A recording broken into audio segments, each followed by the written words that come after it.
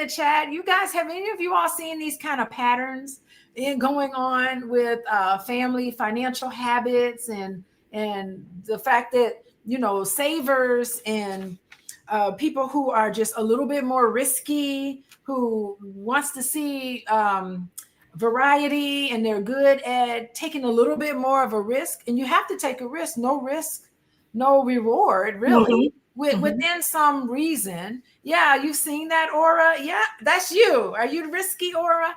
It's really fascinating. Like, I could never spend all day looking at the stock market. Like, that would ruin my day. Of course, I want to spend my day learning about mental health and learning about my passion. But if that's your passion, that's what it is.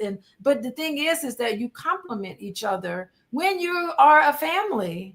Some person is good at this and some person is good at yet another thing. That's exactly what I was going to say next. Because now you can assign roles. Yes. And you can bring the entire family into the exercise of creating a strategy for your family. Like, I mean, if you have kids, especially when you have kids, because I don't know about you, but when I grew up, my parents made all the money decisions. And so then I was just told yes or no. Most of the time I was like, if I got a yes, I was like, really?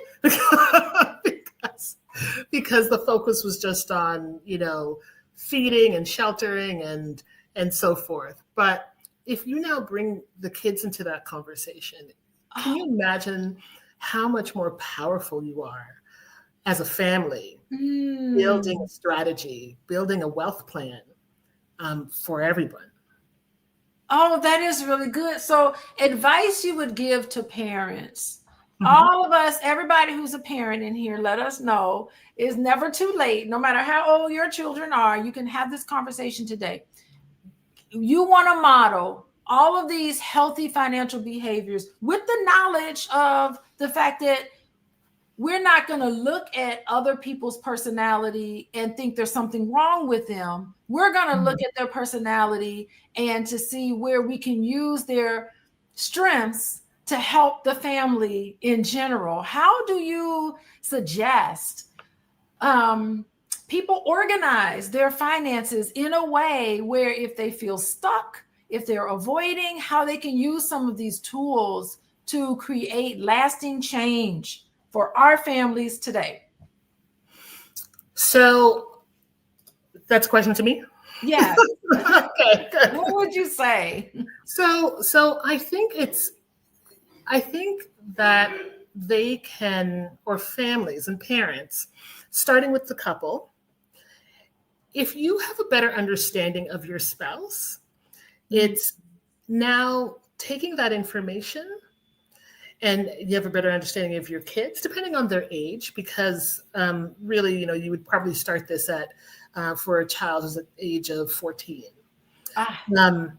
And now you can start implementing, or like I said, assigning roles. You can have conversations with the family as a whole and talk about their preferences, like what they're valuing with their money. When it comes to money, who is better or who would probably be better at budgeting in the family? How are you going to hold each other accountable? How are you going to celebrate your milestones with your money? Now you can identify triggers a little easier. And now when you can identify triggers and when you can identify like broken or narratives that don't serve you or the family, now you can start to change those narratives.